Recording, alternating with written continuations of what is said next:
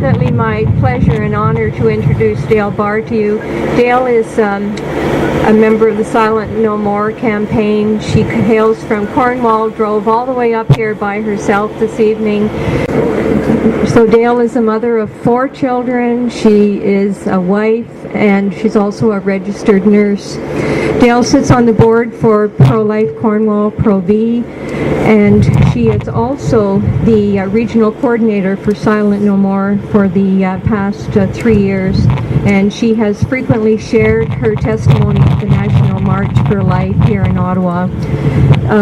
Since 2009, Dale has been traveling to Saranac Lake, New York State, where she facilitates Rachel's Vineyard Retreat Weekend. So please welcome our guest speaker, Dale Barr.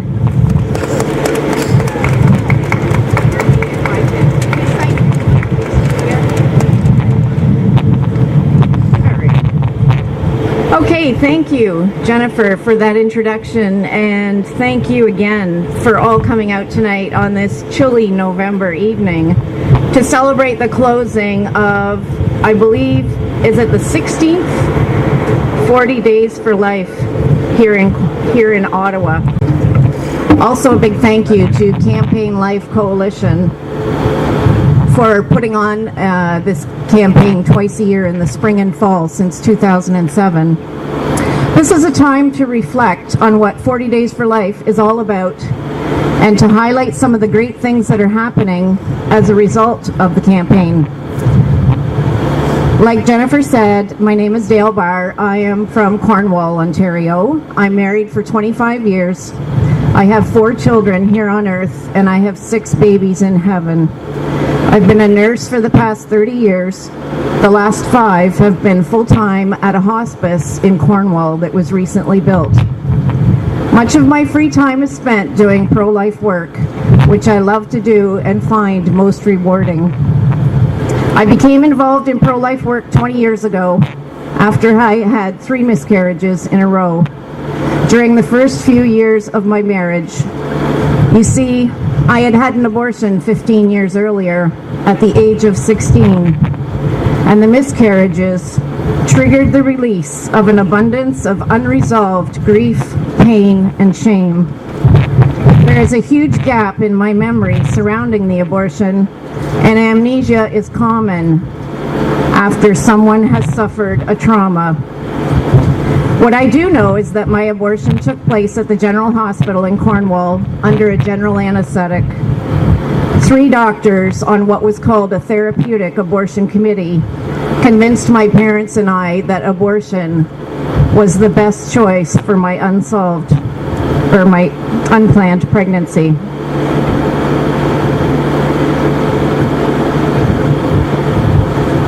Post-abortion, a heavy price was paid, physically, emotionally, and spiritually. For 9 years, I was in denial and struggled tremendously to keep the memories deeply buried.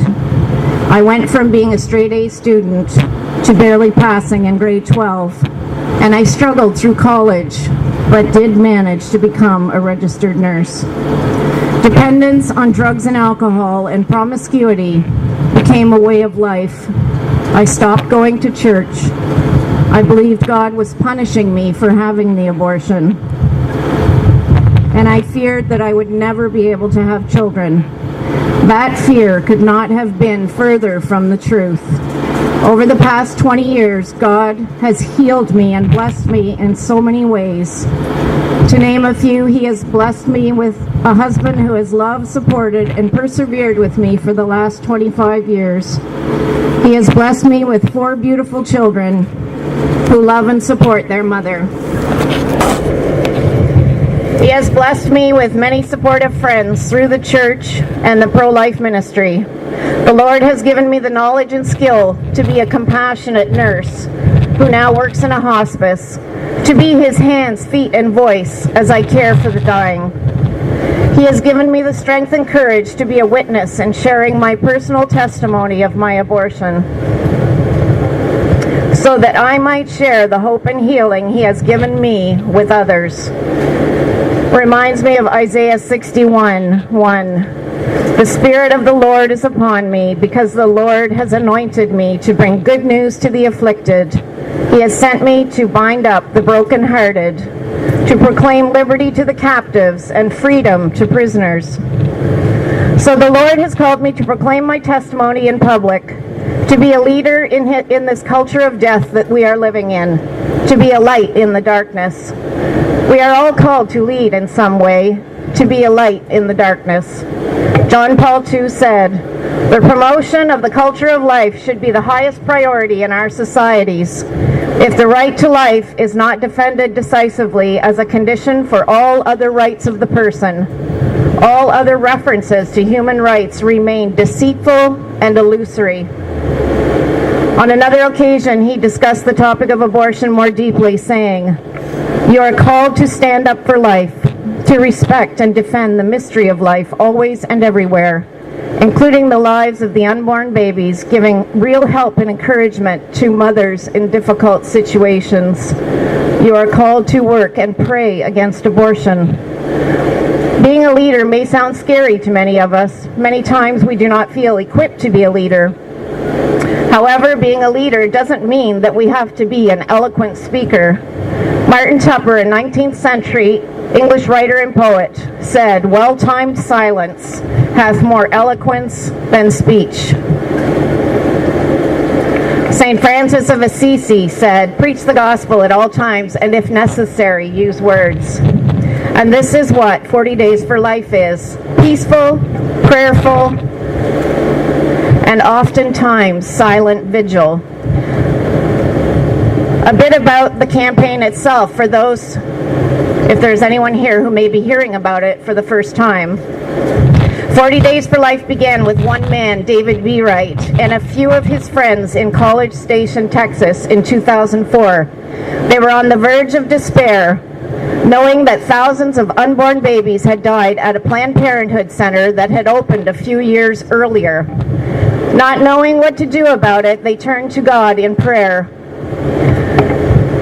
The four friends prayed for 1 hour around a small table one night, and the idea of the 40 days came to them, a time frame that God consistently uses, a time frame of transformation for individuals, communities, and the world. So they decided to do 40 days of prayer and fasting to end abortion, because Jesus said that some things can only be driven out by prayer and fasting. 40 days of community outreach to let the community know the reality of abortion. 40 days of peaceful vigil outside the facility where the abortions were being performed. After the first campaign in 2004, David and his friends were amazed to see that abortion numbers had dropped 28%. In the fall of 2007, they decided to launch the campaign as a nationally coordinated effort, hoping they would get 20 to 25 cities to participate. They were blown away when 89 cities and 33 states signed up. Since then, it has turned into a worldwide movement, which is now spread to over 500 cities and 27 nations. Since 2007, 9,500 babies have been saved. I browsed the website last evening and picked out a few short stories. From Teresa, who was a volunteer in Flint, Michigan. She spoke of a woman who had told her she was scheduled for an abortion, and that on the day before the abortion, she had a dream. Joyful faces and helpful signs standing and welcoming her. But still, she was determined to keep her appointment. She arrived during the campaign's Midpoint rally that next day, and she saw her dream as reality. Teresa said, "And our joyful, peaceful, prayerful faces and encouraging signs were what changed her mind." Teresa felt so blessed to have had that amazing experience. Another woman from Indianapolis, Indiana, thanked volunteers for being out at the vigil. She said that she was on her way to have an abortion at a Planned Parenthood last year during the 40 Days for Life campaign, but couldn't go through with it after seeing the volunteers praying at the center. She said she drove on by, never went back, and now has a beautiful son who was sitting in the back seat of the car while she was telling that story. Then there was Marisa from Milwaukee, Wisconsin, who went to the abortion mill with her partner on the day of her scheduled abortion and saw a man who she said later she knew as Dan. Dan was praying silently on the sidewalk, and when they walked up to him, he said, "God bless you two." And then as they were going inside the building, he said, "No, wait, God bless you three." Those words made Marisa think that there is someone else to think about, and that was her unborn child. In the video on the website, with tears streaming down her face, she says, "Sometimes all you need is someone to just say, 'You're going to be okay.'" And that's what I received with Dan by myself on that cold winter day. 105 abortion workers have left their jobs since its inception, including Abby Johnson, who is now an American pro-life activist. Abby previously worked at the Planned Parenthood in College Station, Texas, where the first campaign began. She was a clinic director, but resigned in October 2009, and she has written an amazing book called Unplanned. 59 abortion mills have shut down, including the one in College Station, Texas. It was the 38th one to close last September after 9 years of 40 Days for Life campaigns. In Canada, this fall campaign took place in 15 cities and 6 provinces.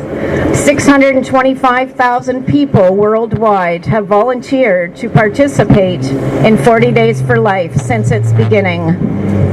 This fall campaign alone, they are aware of 528 babies that have been saved from abortion.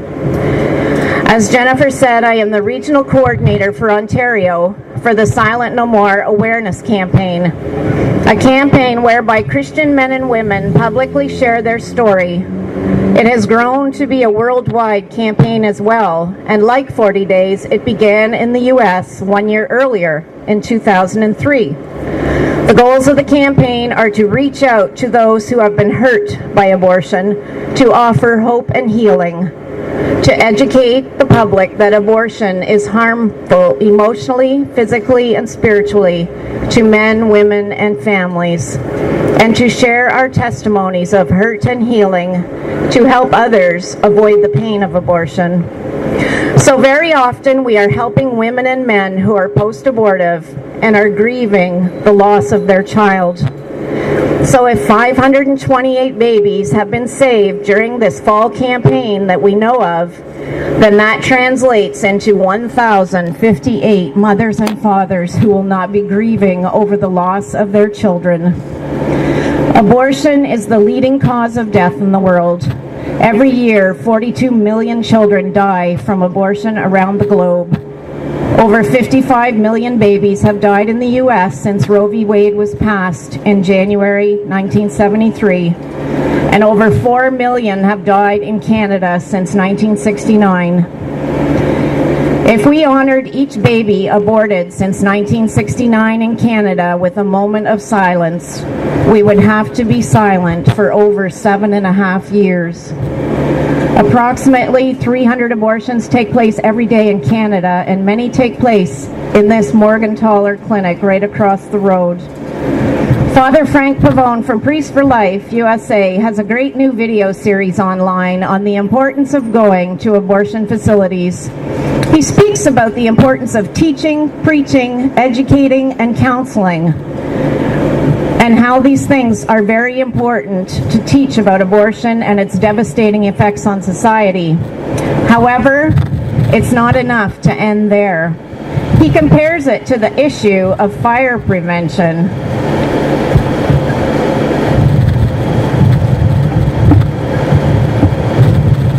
And how you can do all the teaching you want, but when it comes down to a real fire and people's lives are in danger, the firemen, upon hearing the alarms in the fire station, don't stand around and have a prayer service. They go to the fire where there may be lives in danger and that need to be saved.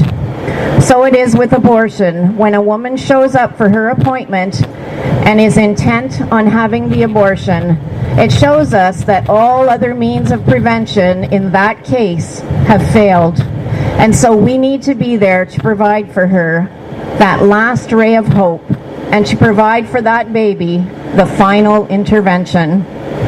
It's all about replacing despair with hope. Women don't go to these places because they have freedom of choice. They go to these places because they feel they have no freedom and no choice. We need to be there to let them know that there is a better choice and to replace their despair with hope. Despair leads to abortion and hope leads to life. There is renewed hope in the pro-life movement as record numbers of abortion facilities are shutting down and Christian pregnancy centers are now outnumbering the abortion facilities 6-1. Post-abortive women and increasing numbers of men are sharing their stories in public to raise awareness through the Silent No More awareness campaign. In fact, on Thursday this week, I will be sharing my testimony at Western University in London and at Guelph University on Friday. Please keep those two events in your prayers, that hearts and minds will be changed. I also help run a post-abortion healing retreat twice a year in Saranac Lake, New York, called Rachel's Vineyard. And so often, through Silent No More and Rachel's Vineyard, we hear post-abortive women saying, "On the morning of my abortion, I didn't want to do it, and I asked God to show me a sign." We could be that sign for that mother or father who really don't want to end the life of their child, but feel they have no choice. Thank you all who have participated in any way in the 40 Days for Life campaign. And for anyone who has not yet participated, I encourage you to do so. God has given us reason to have tremendous hope, so let us trust in Him, put our faith into action, and do what we can to bring an end to abortion. Thank you very much, and God bless you.